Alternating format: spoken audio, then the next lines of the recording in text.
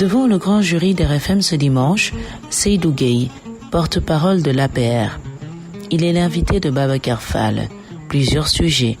La difficile candidature de Benno à la présidentielle, les risques d'une dislocation, le remaniement ministériel, l'opposition à l'assaut du pouvoir, la gestion des ressources naturelles du Sénégal, l'emploi des jeunes et plusieurs autres sujets. Participez à l'émission en posant vos questions sur les réseaux sociaux avec le hashtag Grand Jury RFM.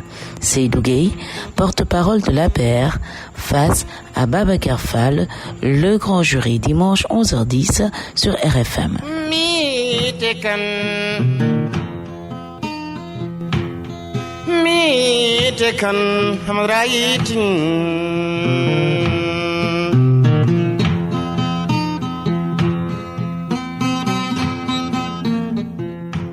Bonjour à tous, bon dimanche, bienvenue dans ce nouveau numéro du Grand Jury de RFM. La course au pouvoir dans le camp du pouvoir après la désignation du candidat officiel de Benno Bokk Yakaar en la personne d'Amadou Ba, l'actuel Premier ministre. Des personnalités de premier plan du parti présidentiel APR se sont démarquées de cette décision. Même si Abdoulaye Daouda Diallo, lui, est rentré dans les rangs, il se range finalement derrière la candidature d'Amadou Ba. Bonjour Seydou Gueye. Bonjour Babacar, merci de m'accueillir dans vos studios pour cette heure d'échange dans le cadre de l'émission Grand Jury qui aujourd'hui a fini de prouver son utilité dans le débat et son utilité dans la construction de l'opinion dans notre pays. Merci à vous et bravo. Côté médias, on vous sent très discret ces derniers temps, surtout ces dernières actualités qui touchent, qui secouent votre parti APR, votre coalition Benno Bokk Yakaar. Mais écoutez, moi j'étais un peu préoccupé quand même de la qualité du débat dans notre pays. Et j'avoue que j'ai une certaine gêne quand je vois ce qui fait office d'actualité dans mon pays. Ma culture politique consiste à dire qu'en démocratie, ce qui est utile, c'est le débat projet contre projet. En démocratie, ce qui est utile, c'est que le débat porte sur les conditions de vie de nos concitoyens. C'est que le débat doit porter aussi sur la situation et le sort de ceux d'entre nous qui ont des difficultés dans leur travail, qui ont des difficultés à trouver du travail. Mais hélas et malheureusement, notre pays a connu une période, c'est les mutations peut-être, vous me direz, c'est une crise généralisée mondiale de la démocratie, où on a essayé de pousser notre pays vers un espace irrationnel. Mais en tant que chargé de la gestion de notre pays, puisqu'étant la majorité, il faut rendre hommage au président Macky Sall qui a maintenu le pays dans l'espace rationnel de la politique, c'est-à-dire délivrer les solutions par rapport aux préoccupations que je viens de dénoncer. Mais hélas, le débat n'a pas porté sur ça. C'était de l'invective, c'était de l'irrévérence. Et moi, j'ai passé l'âge où je dois être face à un concitoyen pour passer mon temps à l'insulter ou à me faire insulter. Heureusement, nous connaissons une sorte d'accalmie. Et il faut s'en féliciter. Je crois que c'est à la faveur des mesures qui ont été récemment prises.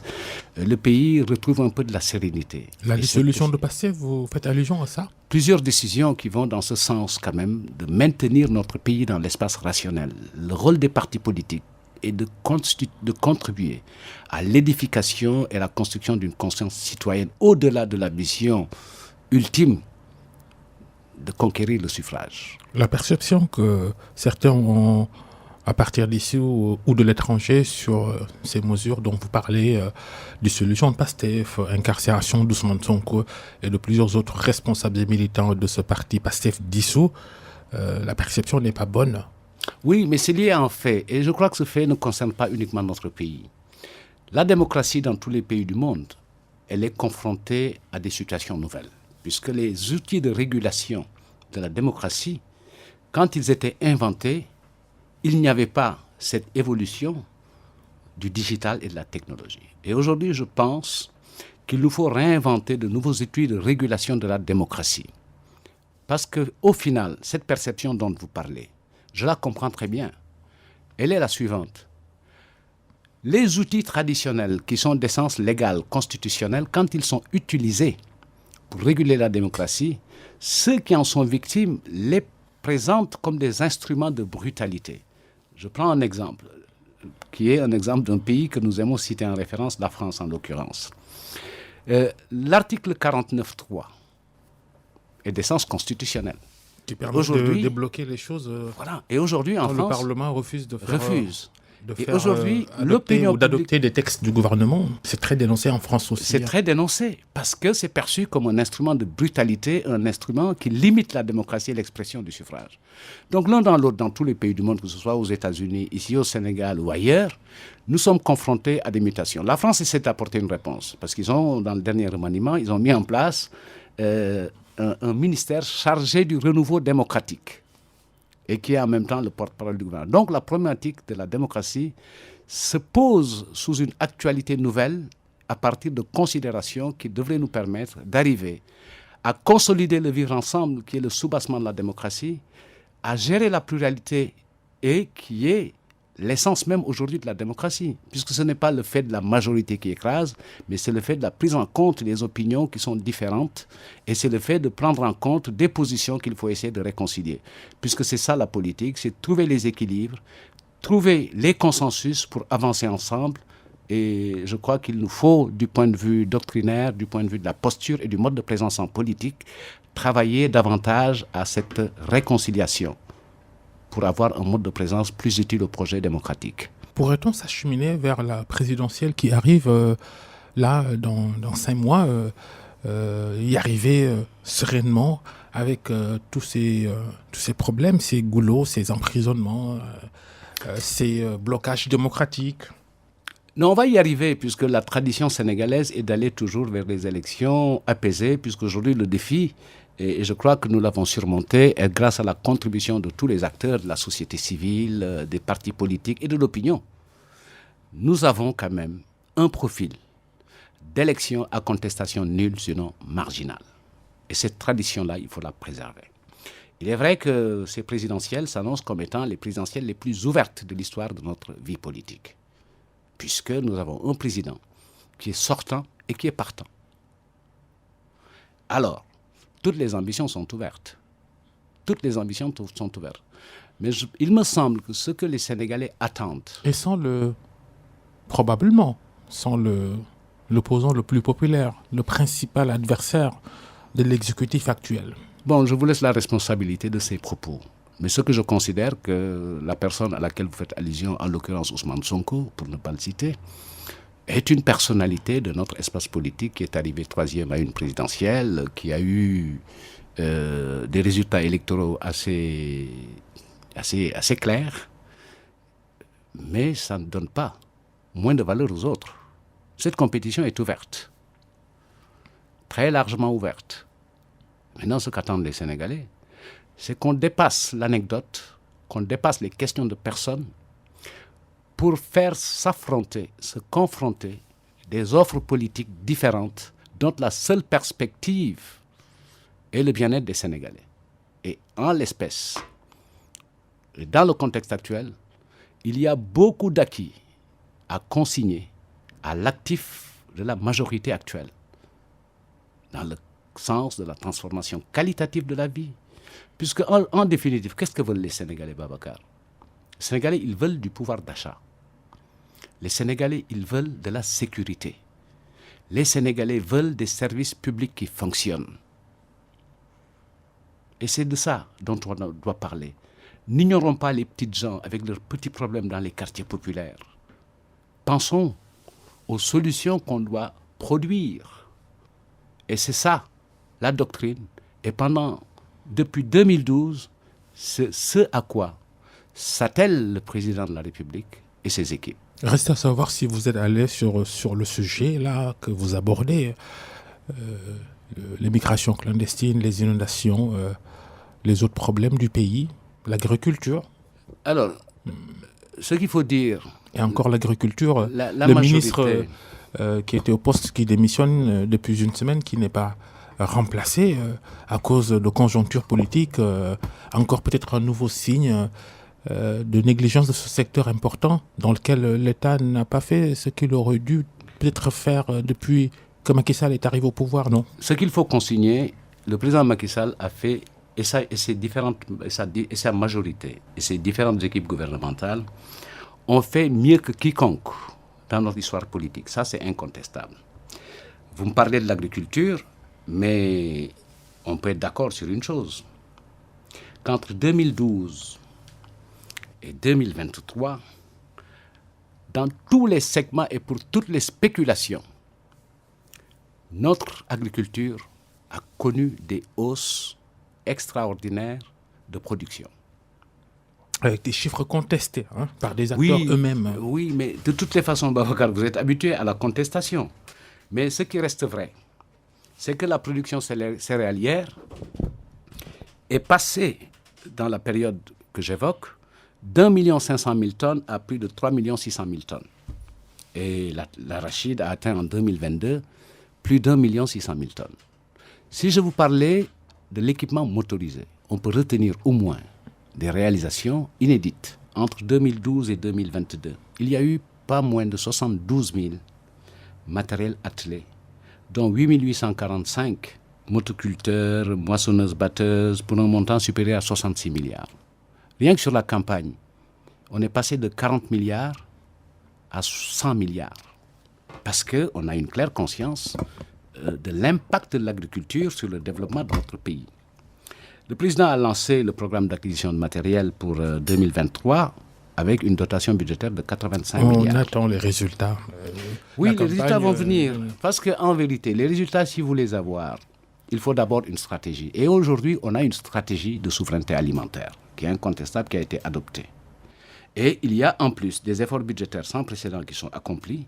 Et pour cette campagne 2023-2024, où on attend au moins 1 600 000 tonnes de riz, il y a 19 mesures qui ont été mises en place, portées par le ministre de l'Agriculture dont vous évoquez le départ, qui devront nous permettre justement de consolider notre stratégie de souveraineté alimentaire.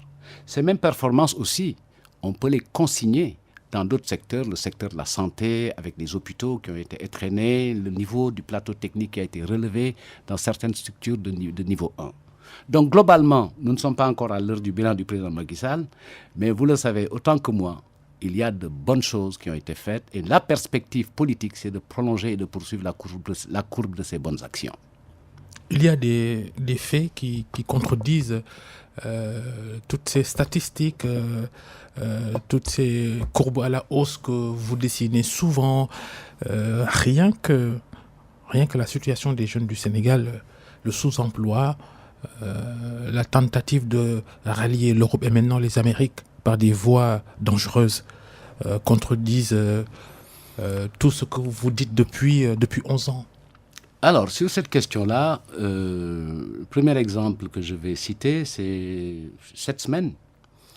Sur Lampedusa, en une seule journée, il y a eu plus de 6 000 qui sont arrivés sur l'île italienne. 7 000 en 24 heures. En 24 heures. Et ils ne proviennent pas d'Afrique occidentale. On ne sait pas. Ils ne proviennent pas du Sénégal. On ne sait pas. Ils viennent des côtes libyennes, tunisiennes, mais alors, avec des négros africains. Cela veut dire quoi? Cela veut dire que c'est un phénomène planétaire, un phénomène mondial. La solution, personne ne l'a encore. Personne. Mais la perspective qui est dessinée à travers le programme Khoyundouni et l'opération Terre Ferme que le président Macky Sall avait annoncée à Malte, qui est une stratégie de retour vers l'agriculture, devrait contribuer à atténuer justement cette hémorragie. Puisque ça ne fait que l'affaire des réseaux et des trafiquants, puisque ce n'est pas l'Eldorado. Et aujourd'hui, c'est à travers des risques mais extraordinaires que nos jeunes s'en vont. Le message à leur dire... Le message ne passe pas. Le message à leur dire, mais il faut le répéter. Il faut le répéter. Il faut le répéter. Parce que c'est ça la réalité. Notre pays a besoin de sa jeunesse. Notre jeunesse doit être mise dans une posture de priorité absolue. C'est ce qu'a fait le président Macky Sall en dotant son programme de 150 milliards par année sur 3 ans. Maintenant, on n'est pas à l'heure du bilan. Mais pour ce que l'on en sait, c'est que les premiers résultats laissent espérer que ça fait partie des éléments de réponse à la problématique. Les raisons de désespérer sont peut-être nombreuses. On prend l'exemple des ressources naturelles du pays. La dernière actualité de Kédougou, la région du sud-est du pays, zone aurifère, sous-sol extrêmement riche, rien que l'or qui sort du sous-sol de Kédougou, évalué à plus de 500 milliards de francs CFA par an. Et quand on voit le mal-vivre qui est érigé en règle de vie dans ces zones-là, il y a de quoi désespérer. Le pétrole et le gaz, beaucoup de publicité sur ces ressources qui vont arriver. Il ne faut pas désespérer. Mais ce contraste-là, région riche, population pauvre. Il ne faut pas désespérer, puisqu'on est dans une rationalité de rattrapage. Puisque ça, ce ne sont pas les conséquences de notre action. C'est une situation qui était là. Mais ce qu'on a apporté pour modifier les conditions d'existence de nos populations dans ces localités, c'est d'abord cette doctrine de contenu local, cette loi du contenu local, qui est la déclinaison concrète du principe que le président Macky Sall a fait voter et qu'il a mis dans la Constitution, qui est que les ressources naturelles appartiennent au peuple. Il y a eu ces incidents à Khossanto. Il faut les déplorer puisque la violence... Mais le fond du problème, c'est qu'il y avait un dispositif pour le recrutement des emplois non qualifiés qui était sous l'autorité des chefs de village. Et il y a eu une tentative de modification pour faire passer le pouvoir au préfet ou au sous-préfet. Ça veut dire qu'il faut davantage de concertation, puisque la solution de sortie de crise, elle a porté sur la concertation avec un CRD que le Premier ministre de l'Intérieur a présidé et qui a permis de renouer les fils du dialogue et laisser les choses au niveau où les populations se sentent impliquées. Il faut, de ce point de vue, présenter toutes nos condoléances à ceux qui ont perdu la vie dans ces événements, mais saluer également l'action de l'État et sa réaction rapide, mais surtout le travail qui est fait par les structures de société civile telles que le Forum civil qui a quand même beaucoup contribué à la prise de conscience et à améliorer la gouvernance inclusive des ressources naturelles. Mais il faut également saluer l'action de l'ITIE, l'Initiative pour la transparence, à travers ces déplacements et ces rencontres communautaires qui essaient de plus en plus de donner de plus en plus d'informations sur la réalité de l'exploitation des ressources naturelles pour que les populations en sachent davantage. Et c'est ça la bonne gouvernance. C'est d'abord le premier principe de la bonne information. Et je pense que d'ici à quelques temps, nous devrons améliorer justement, parce qu'on ne peut pas se contenter uniquement de la responsabilité sociétale d'entreprise. Il y a des dispositions légales qui affectent une partie des ressources aux collectivités territoriales desquelles on a extrait ces ressources. Et il faut plus de vigilance, plus de rigueur de la part de l'État pour que justement ceci soit effectif. Mais c'est vrai que le contraste est saisissant entre la richesse qui est tirée du sol et les conditions de vie des populations qui sont les autochtones de ces localités en question. Tous ces problèmes, tous ces paradoxes, toutes ces insuffisances, pour reparler de la prochaine élection présidentielle et de Benno Bokk Yakaar, tout cela fait que cette élection-là, alors elle n'est pas du tout gagnée d'avance pour vous. Oui, Babacar, vous avez raison. Mais pour conforter votre position, toute élection a toujours été difficile. Mais on a au moins l'avantage au niveau de Benno d'avoir une doctrine en la matière et d'avoir l'intelligence pour chaque élection. Dans le cas d'espèce, je crois que l'opinion a été très, très préoccupée des difficultés qu'on avait à avoir un candidat. Parce que il y avait... Lorsque le temps des ambitions était ouvert, il y avait beaucoup de prétendants. Mais il va sans dire que moi, je préfère l'embouteillage à la rareté. Ça veut dire que notre coalition regorge d'hommes et de femmes en mesure de pouvoir postuler à cette qualité de président de la République. Heureusement par notre doctrine, puisque nous avons connu en 2012, par exemple, un long débat au sein de Benno sur la candidature unique que nous avons pu résoudre favorablement avec une pluralité de candidatures, mais sur la base d'un pacte qui a permis le regroupement autour du mieux placé d'entre eux, et à l'époque, c'était le président Macky Sall. La candidature unique qu'on cherchait en 2012, on ne l'aura que en 2019, avec le président Macky Sall, candidat unique de Benno. Et dans le contexte actuel, après le temps des ambitions, le choix qui était la norme, puisque c'est ça qu'on avait dit en donnant au président Macky Sall mandat, et conformément à sa doctrine de dialogue, il a ouvert des concertations en y associant le président Moustapha Niasse et tous les leaders de Benno pour le choix du candidat, qui est finalement tombé sur le Premier ministre Amadou Ba. C'est vrai qu'il y a eu des réactions, mais je suis très heureux de la décision honorable et de la posture de Abdoulaye Daouda Diallo, le président du Conseil économique et social, qui a renoncé à se présenter en acceptant de soutenir le candidat de Benno. Et je pense que ça, c'est une décision importante qui, de façon incontestable, maintient les chances que nous avons de remporter cette élection. Mais à l'entendre parler, on a l'impression qu'on lui a tordu le bras, entre guillemets. Non, je ne pense pas. Il n'a même pas prononcé le nom du candidat Amadou Ba lors de son discours tenu en français, en wolof et en pulaar. Et en pulaar. Non, je crois que ça, c'est pas la question principale. La question principale aujourd'hui, c'est de constater. Une interrogation, est-ce que l'équation est fondamentalement résolue? Elle est résolue. C'était une équation à une inconnue, et une équation à une inconnue est plus simple à résoudre qu'une équation différentielle, ou à deux inconnues, où tu fais jouer le discriminant, et je crois que tu sais que tu as oublié la formule, delta égale B2 moins 4AC. Je l'avoue. Non, à chaque jour suffit sa peine. Aujourd'hui, ce dont il était question, c'est justement d'édifier l'opinion sur sa posture. Une posture responsable, une posture engagée d'un homme qui est préoccupé par la victoire de son camp. Et Ablaye est un homme politique qui ne vote jamais contre son camp.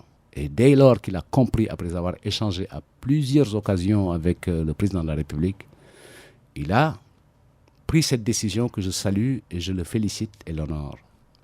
Le candidat Amadou est un homme bien. Aujourd'hui, comme je l'avais dit, on a une équipe qui peut avoir des performances dans une compétition mondiale. Il nous manquait un capitaine d'équipe parce qu'on avait un excellent sélectionneur. On a un excellent sélectionneur, c'est le président Macky Sall. Le problème des égos n'est pas peut-être définitivement réglé dans votre camp. Mais parfois, on a l'impression égaux surdimensionnés, là, non? Non, je crois que nous avons tous en partage et nous avons une claire conscience que les Sénégalais sont exaspérés par les égoïsmes. On n'est pas en politique pour des questions d'orgueil personnel. On est en politique parce qu'on a l'engagement de faire avancer son pays. Et aujourd'hui, au vu de l'analyse que nous avons, que nous partageons, sur les risques qui pèsent dans notre sous-région, qui sont dans notre sous-région et qui pourraient nous affecter, il était plus urgent d'être sur la ligne commune de combat, faire face à l'obscurantisme, faire face aux extrémismes, faire face au populisme, pour poursuivre justement cette trajectoire qu'il faudra certainement corriger. On verra l'offre du candidat Amadou Ba et des équipes qui vont l'environner. Mais l'enjeu, c'est ça. Poursuivre sur la vision du président Macky Sall qui est stabilisée à horizon de 2035 pour que le Sénégal soit enfin un pays émergent. C'est ça l'enjeu. Il ne s'agit pas d'ambition personnelle et si vous le constatez, ça ne dévalorise pas le candidat que nous avons et ça ne dévalorise pas encore moins les autres candidats qui prétendent être président de la République. Mais nous sommes en train de sortir d'un cycle. Le cycle duquel nous sortons, c'est le cycle des candidats d'incarnation. C'est vrai qu'on n'apprend pas à devenir président de la République, mais on le devient. Les énigmes maintenant, un seul principalement. Mohamed Boun Abdallah Dionne, l'un des candidats à la candidature de Benno à cette présidentielle. Ce n'est pas encore déterminé. Pensez-vous qu'il va faire comme Abdoulaye Daouda Diallo ou qu'il va se présenter à l'élection?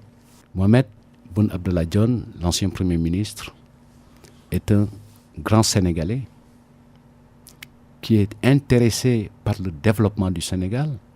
Ce qui l'illustre, c'est son dernier ouvrage sur les politiques de développement de notre continent. Il a joué un rôle majeur dans l'histoire de notre vie politique. Et il peut avoir une contribution décisive dans le cadre de cette majorité, puisque pendant 5 ans, sans discontinuer, il a été le Premier ministre de ce pays. Il a mis en œuvre la vision du président Macky Sall dans le cadre du PSE, avec bonheur, puisqu'il avait une préoccupation orientée résultat. Vous pensez qu'il va rentrer dans les rangs? Mais je n'ai que des souhaits. Et ce que je souhaite, c'est qu'on consolide notre unité, qu'on consolide notre camp pour aller chercher cette victoire qui, de mon point de vue, n'est pas hors de notre portée. Et si nous sommes ensemble, les chances sont intactes, avec l'accompagnement du président Macky Sall, dont le bilan est largement et globalement positif, pour parler comme défunt Georges Marchais, c'est largement positif. Aly Ngouille Ndiaye, lui, démissionnaire du gouvernement, a dit clairement qu'il n'est pas d'accord avec le choix porté sur Amadou Ba. Vous pensez que Macky Sall et vous tous pouvez le faire revenir sur sa décision pour qu'il se range derrière la candidature officielle, celle d'Amadou Ba? Mais ce que je crois fondamentalement, c'est qu'il faut poursuivre les concertations. Il faut continuer à discuter. Nous sommes de la même famille. Nous sommes des frères. Il faut qu'on soit ensemble. Ali est une ressource importante de notre parti. C'est un homme qui a beaucoup de qualités. C'est un homme de raison. Et je pense qu'il faut continuer, tant qu'il y a des perspectives et des possibilités, de réunir la famille, d'être ensemble, puisque l'unité est le gage de notre victoire. Nous ne sommes pas des ennemis, on peut avoir des options et des choix différents, mais nous avons un vécu commun, une culture commune, et nous devons tous honorer le président Macky Sall en continuant sur les sillons qu'il a déjà tracés pour le développement et l'émergence de notre pays. Que pensez-vous de la candidature de Mame Boye Diao, limogé d'ailleurs après sa déclaration de candidature de la direction générale de la Caisse des dépôts et consignations? Je ne sais pas ce qu'elle vaut, mais Mame Boye a fait son analyse, a pris ses responsabilités de poursuivre son ambition. C'est un bon camarade, un individu affable. Il a pris sa responsabilité et je sais que Mame Boye est un homme conséquent qui sait assumer les conséquences issues de ses actes. Dans les autres entités de Benno, les autres partis membres, cette décision de désigner Amadou Ba comme le candidat de la coalition présidentielle n'a pas reçu les adhésions totales. Au Parti socialiste, par exemple, c'est un gros débat à l'interne. Les postures de Jean-Baptiste Diouf, maire de Grand Dakar. Oui, non, mais tu le sais bien, c'est le lot quotidien d'un processus de désignation de candidats. Mais ce qui importe, c'est la position officielle de l'organisation en question. Mais en politique, la moindre soustraction peut coûter cher. Non, mais aujourd'hui, Babacar, nous sommes dans une séquence politique particulière. Par le dialogue, le président a engagé les concertations pour arriver au choix du candidat. Et ce qu'on avait dit, c'est qu'on lui donnait mandat. Et tous les candidats devraient, en principe, se ranger derrière le choix. Parce que le choix fermait le temps des ambitions pour ouvrir le temps des équipes et de la mobilisation collective au service du candidat de notre coalition. Le PIT s'est exprimé, le PS s'est exprimé jeudi, d'autres organisations se sont exprimées. Et pour toutes les expressions que j'ai pu entendre ou lire, ils soutiennent le choix du président et s'engagent à mobiliser leurs forces politiques et leurs bases politiques en faveur du candidat de la coalition, en l'occurrence M. Amadou Ba. C'est ça la réalité. On va voir ce que cela va donner. Déjà dans la victoire avec unité. Oui, la victoire, vous êtes responsable APR à la Médina, à Dakar. Le département de Dakar, très difficile pour votre parti et votre coalition. Les dernières législatives le montrent suffisamment, et même un peu les élections municipales. Gagner Dakar, pour vous, à cette présidentielle, vous pensez que ce sera vraiment facile, Seydou Gueye? Mais vous n'aurez pas manqué de remarquer qu'à chaque élection présidentielle, c'est le président Macky Sall qui a gagné Dakar. Macky Sall. Oui. Là, il s'agira Oui, d'Amadou non, Ba. bien sûr. Non, mais ça, c'est les statistiques électorales par type d'élection. Si on a des difficultés sur les locales, ce n'était pas toujours le cas sur les législatives. C'est la première fois que nous perdons Dakar aux législatives. En 2012, on avait gagné. En 2017, on avait gagné Dakar. C'est la première fois qu'on perd les législatives sur Dakar. L'un dans l'autre, il n'y a pas de zone facile. Puisqu'en vérité, il faut avoir l'humilité de dire que la décision appartient aux citoyens. Vous et moi, nous essayons de faire l'opinion. Vous, en tant que journaliste, et moi, en tant qu'acteur politique. Mais le travail politique se fait. À Dakar, on a des ambitions, comme dans toutes les autres parties du pays, où nous rencontrerons des citoyens sénégalais à qui nous soumettrons la proposition politique pour les engager d'abord dans l'action, ensuite dans le vote, en notre faveur. C'est ça le travail que nous devons faire. Et de mon point de vue, au regard de ce qui se joue pour nous, acteurs politiques, mais pour les Sénégalais, c'est une question qui est très prise au sérieux et nous nous donnerons les moyens quand même d'avoir un excellent résultat dans Dakar. Et Taraou, son maire, Barthélémy Diaz, maire de la ville, Taraou dont le candidat sera le candidat déclaré, Khalifa Sall d'ailleurs, ancien maire, c'est ça la difficulté de Dakar, plus les autres qui vont essayer de grignoter. Oui, non, mais vous savez, Dakar, c'est un espace qu'on partage toujours. Il est très rare qu'un candidat fasse plus de 50% à Dakar. Je crois que la meilleure performance électorale sur une présidentielle, c'est celle de Macky Sall, qui avait fait pratiquement près de 49% sur la dernière présidentielle à Dakar. C'est vrai qu'il y a un rapport politique qui est immédiatement perçu comme en notre défaveur, à l'issue de l'élection municipale, remportée par le maire Barthélémy Diaz, que je salue, et aux législatives, remportée également par ce même maire, Barthélémy Diaz, qui était la tête de liste. Mais on fera le travail en intelligence, puisque nous avons de vraies bases à Dakar. Je ne vais pas aller en conjecture sur un peu ou en spéculation sur l'extrapolation des différents résultats, mais le travail d'analyse et d'approche sera fait correctement et les réponses politiques que nous pensons les plus adaptées à notre contexte à Dakar seront apportées. Parce qu'on a un Premier ministre qui est quand même de Dakar, et en l'occurrence d'une commune qui est la première électoralement parlant. Les parcelles assainies. Les parcelles assainies. Et donc, il y a un travail à faire sur Dakar, mais ce n'est pas aujourd'hui, puisque nous n'avons pas encore commencé à faire cette approche stratégique électorale.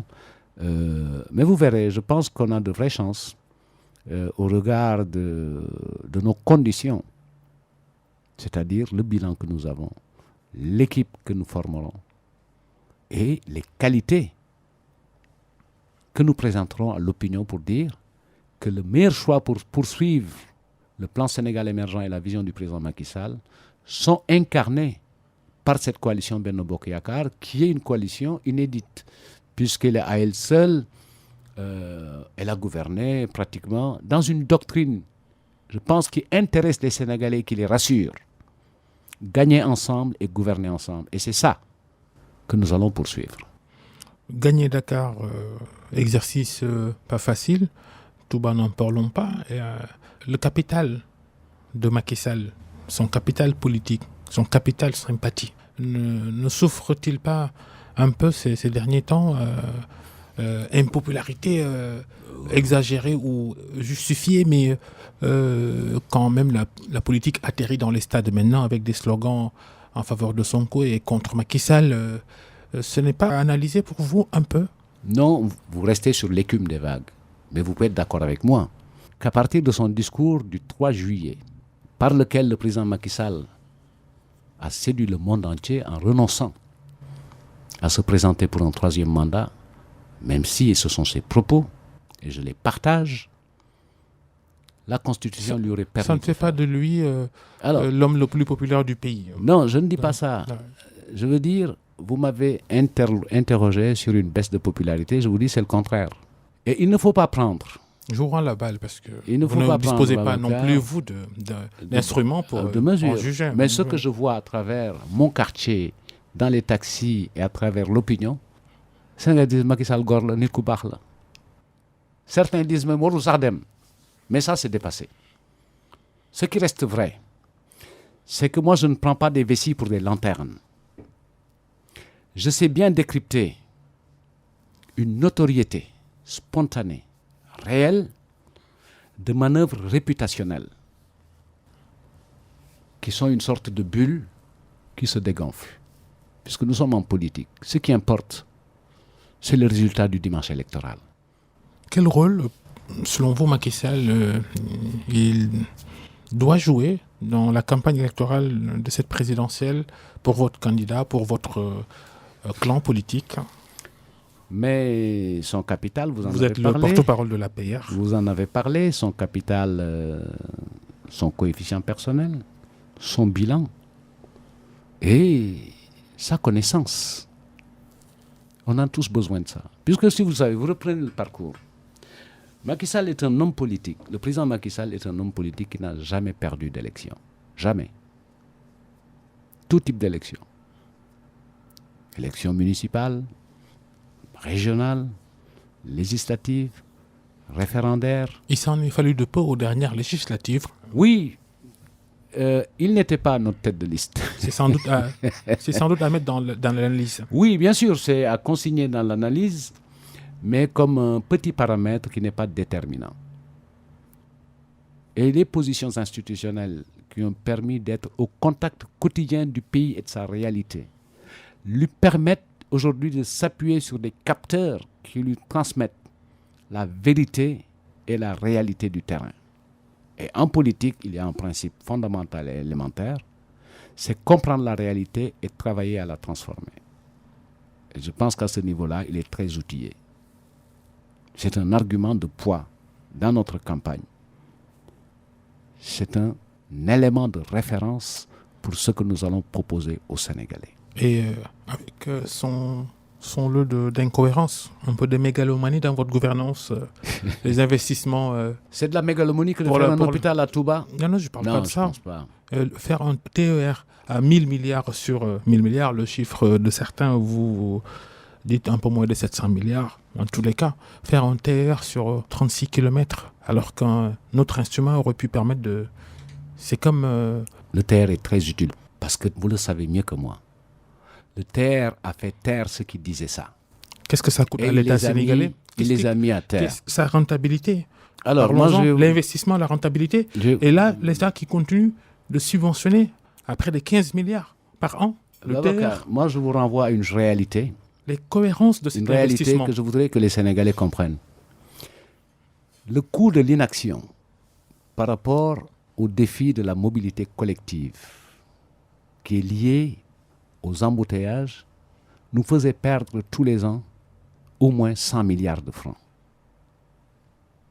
Et aujourd'hui, la générosité, la vision du président Macky Sall, c'est de permettre aux Sénégalais de pouvoir rallier Pikine en 7 minutes à partir de la gare de Dakar, d'arriver à l'aéroport AIBD en moins d'1 heure et de pouvoir quitter Rufisque pour venir travailler à Dakar, ou quitter Thiès pour venir travailler à Dakar. Vous savez, l'ambition que nous avons, c'est de transformer notre pays. Et je voudrais rappeler également que c'est un investissement utile. Puisque si on ne faisait rien, dans 10 ans, on risquait de se retrouver à plus de 8 millions dans Dakar, avec la congestion du port, la congestion des routes. Il fallait faire quelque chose.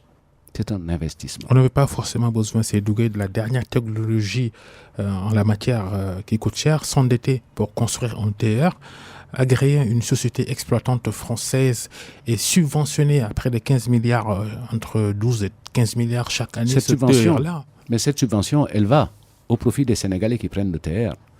N'eût été cette subvention, on n'aurait pas pu avoir un abonnement mensuel de 30 000 francs. Si on paye au coût du trajet, ça fait 3 fois ça.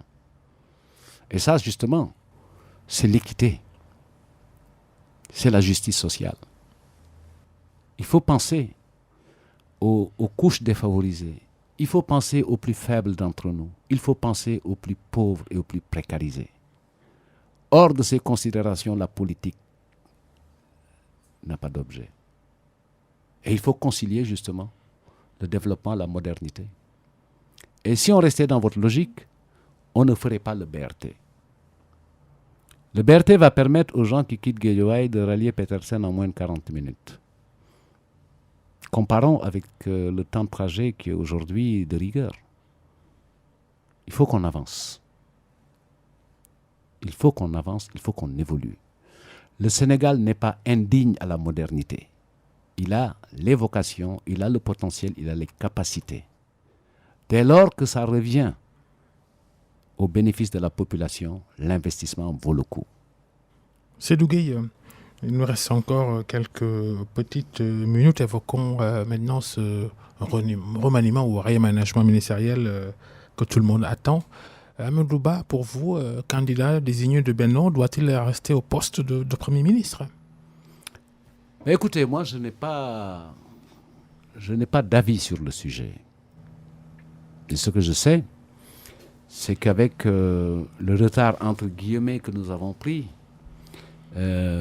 pour lancer la machine, il est important que notre candidat ait de la disponibilité pour aller au contact des populations. Je me fonde un peu sur ce que je sais d'expérience. Le président Macky Sall a eu 3 ans et demi pour faire le tour du Sénégal et on s'amusait à dire qu'il a fait 3 fois le tour de la Terre à 80 000 kilomètres. Et au total, on n'a pas eu... on est arrivé premier de l'opposition, deuxième de la compétition, avec un peu plus de 26%. Mais il me semble qu'il faut faire la différence entre les choses. Il y a la séquence gouvernementale où il y a une équipe, comme l'a dit le président Macky Sall, qui est chargée de la mise en œuvre des politiques publiques jusqu'au 2 avril 2024. Et il y a ce qui est de la démocratie, qui est de l'ordre de la pré-campagne et de la campagne électorale. Aujourd'hui, le président à qui nous avons laissé le mandat devra nous trouver la formule la plus adaptée, puisque c'est le plus expérimenté d'entre nous. Aucun d'entre nous n'a une expérience de campagne électorale et de combinaison avec une position institutionnelle. Donc moi, je n'ai pas d'avis là-dessus, puisque par éthique et par esprit républicain, pour moi, toujours le remaniement est l'affaire du président de la République. Ce que je sais, c'est qu'au regard de la stratégie, on configure une équipe pour optimiser la mise en œuvre. Maintenant, le contexte évolue, il change. Restons républicains jusqu'au bout et pensons et restons sur cet impératif qui est le nôtre d'être au service des Sénégalais à travers la mise en œuvre cohérente, efficace des politiques publiques. Comment réajuster, comment réaménager, comment remanier ce gouvernement à 5 mois de la présidentielle? Pour vous, du tout politique, c'est plus rationnel pour vous, avec cette perspective Écoutez, moi je ne suis jamais d'accord avec ce débat qui fait le départ entre les politiques et les technocrates. Pour moi, un ministre est forcément politique. Il est forcément politique. L'appareil technocratique existe, c'est l'administration, à travers ses directions opérationnelles. Encore qu'il est politisé à outrance. Maintenant, ce qui conduit à ce remaniement, ce n'est pas une mise en cohérence par rapport à une élection, non. Puisqu'il y a eu des départs du gouvernement avec la sortie des ministres qui appartenaient au Réumi, le Premier ministre actuel assurant l'intérim. Il y a eu le départ du ministre de l'Agriculture, Aly Ngouille Ndiaye. Donc, en pleine campagne, mais heureusement, je vous ai parlé de la stratégie qui a été arrêtée et de toutes les mesures qui étaient prises pour la réussite de la campagne agricole. Maintenant, il viendra le temps où le président, qui a la prérogative constitutionnelle, de trouver la formule, comme il avait trouvé une formule par intérim pour le Premier ministre sur les 2 ministères que j'ai évoqués, en l'occurrence l'élevage et le sport. Il pourra trouver la formule la plus adaptée au regard des urgences, des impératifs et des nécessités de conduire les choses avec efficacité et cohérence. C'est vrai qu'il y a une passion sénégalaise pour les réaménagements ministériels. C'est une actualité qui intéresse tout le monde et ils ont raison, puisqu'il s'agit d'hommes et de femmes qui sont appelés à être à leur service, à développer leur savoir-faire, leur talent, leurs compétences, pour que les problèmes qu'ils ont adressés soient pris en charge avec efficacité. Ça se fera Mais peut-être, pour l'instant, wait and see, je pense que c'est mieux. peut-être au retour de Macky Sall qui s'est envolé pour les États-Unis pour assister à l'Assemblée générale des Nations Unies. Ça nous permet d'embrayer un peu sur la situation en Afrique de l'Ouest, la politique, la sécurité, les coups d'État. C'est comme si on revenait en arrière, puisqu'en vérité, c'est des coups d'État militaires. Et je pense que l'Afrique a entraîné une expérience qui ne nous concernait pas, nous. En 90, avec le discours de la Baule, pour avoir des schémas de conférences gouvernementales, La limitation des de conférences les nationales. de Mitterrand. Voilà, conférences nationales. Mais nous, on était déjà dans une trajectoire démocratique. Moi, ce que je crois, c'est qu'aucun peuple qui croit en la démocratie n'est fier d'un coup d'État. Aucun peuple, de mon point de vue, n'est fier d'un coup d'État. Parce que c'est inacceptable de remplacer par la force des hommes et des femmes qui ont été élus par le peuple. Il est vrai que nous connaissons cette situation puisque nous avons bégayé pour certains pays entre transition démocratique et régime un peu usé par le temps. Je crois qu'il nous faut les États généraux, il nous faut comprendre que le seul avenir acceptable pour un peuple qui aspire à la démocratie, c'est le respect du suffrage universel. Que la démocratie est une invention permanente. J'évoquais tout à l'heure l'impératif de trouver des outils de régulation, mais pour moi, la démocratie est une invention permanente. Il n'y a pas de modèle à mettre en place tel un corset. Les pays de référence connaissent aussi des difficultés dans la mise en œuvre de la démocratie du point de vue de l'éthique, de la spiritualité, du comportement. Et il nous faut améliorer notre mode de présence, puisque la démocratie, la vraie difficulté, c'est la question de l'altérité dans la démocratie. Parce que celle que nous connaissons est peu utile aujourd'hui dans notre pays, avec ce que j'appelle le djambarisme, à travers une expression que je veux caricaturer en disant notre démocratie, notre opposition, c'est du ñoo bañ ñoo langue duñ ko nangu. Entre ñoo bañ ñoo langue duñ ko nangu, il n'y a aucune proposition. Et ce qui fait la fertilité de la démocratie et sa vitalité, c'est cette capacité à gérer l'altérité et la pluralité. Il nous faut faire des efforts dans ce sens et soutenir les initiatives de la CEDEAO, puisque c'est notre organe au niveau de notre espace sous-régional et qu'il faut qu'elle soit renforcée, qu'elle gagne en crédibilité puisqu'elle est face à des épreuves difficiles avec les sanctions qui sont levées, des promesses d'intervention militaire. Il faut remettre de l'ordre dans tout ça. Et notre intérêt, et heureusement le Sénégal a fait le bon choix, de développer une diplomatie de bon voisinage et une politique et des politiques publiques qui se préoccupent de la prise en charge des besoins des Sénégalais. Nous avons beaucoup d'efforts à faire, il est vrai, sur d'autres aspects. Et je crois que nous avons suffisamment d'intelligence, de ressources pour arriver à bout de ces nouveaux problèmes. Merci Sylvain d'être passé devant le grand jury de RFM, ministre conseiller à la présidence de la République, porte-parole de l'APR, le parti dirigé par Macky Sall. Il va faire comment après la présidentielle? Vous pensez qu'il doit toujours être le leader de l'Alliance pour la République? Mais on avisera le moment venu. Mais il est toujours utile au pays et il sera toujours utile au parti. Merci. Merci Babacar. Merci aussi à Kader qui était à la régie, à tous ceux qui nous ont suivis. Restez avec nous, les programmes continuent. Bonne fin de week-end à tous. Excellent dimanche. Merci.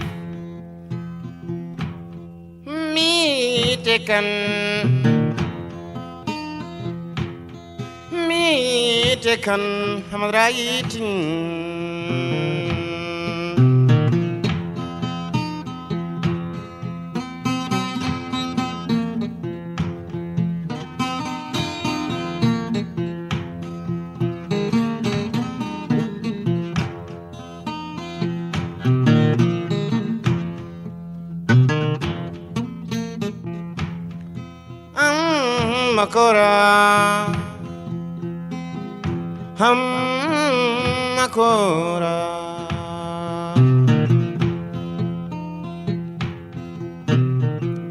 nakuni kahin